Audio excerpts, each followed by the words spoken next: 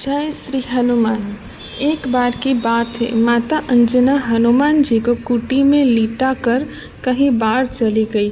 थोड़ी देर में इन्हें बहुत तेज भूख लगी। इतने में आकाश में सूर्य भगवान उगते हुए दिखलाई दिए।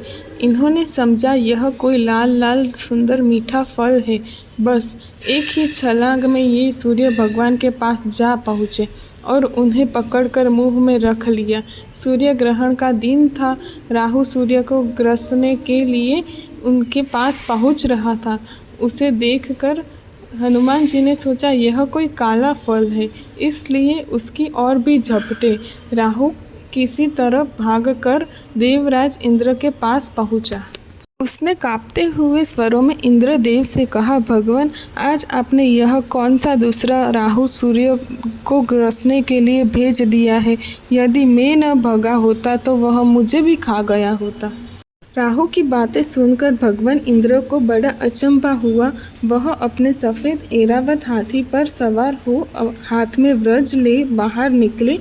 उन्होंने देखा कि एक वानर बालक सूर्य को मुंह में दबाए आकाश में खेल रहा है।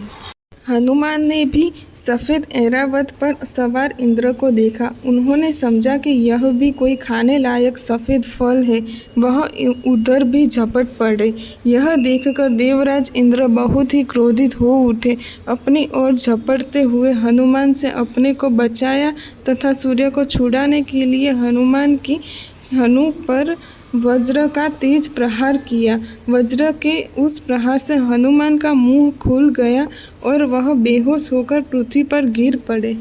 हनुमान ने गिरते ही उनके पिता वायु देवता वहां पहुंचे।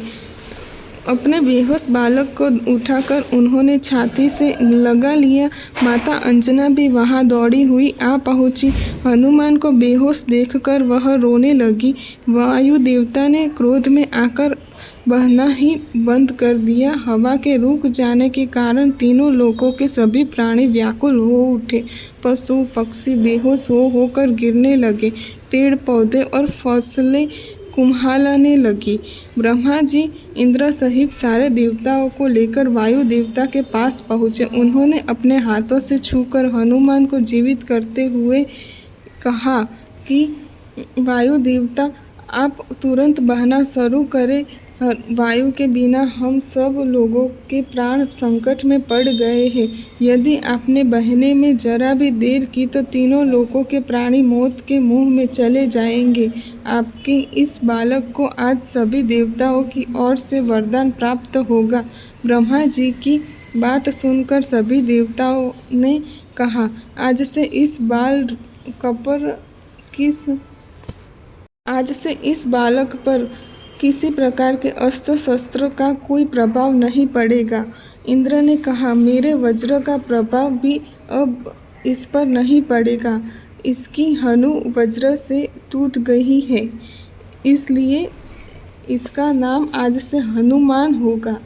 ब्रह्मा जी ने कहा, वायुदेव, तुम्हारा यह पुत्र बल बुद्धि विद्या में सबसे बढ़ चढ़कर होगा।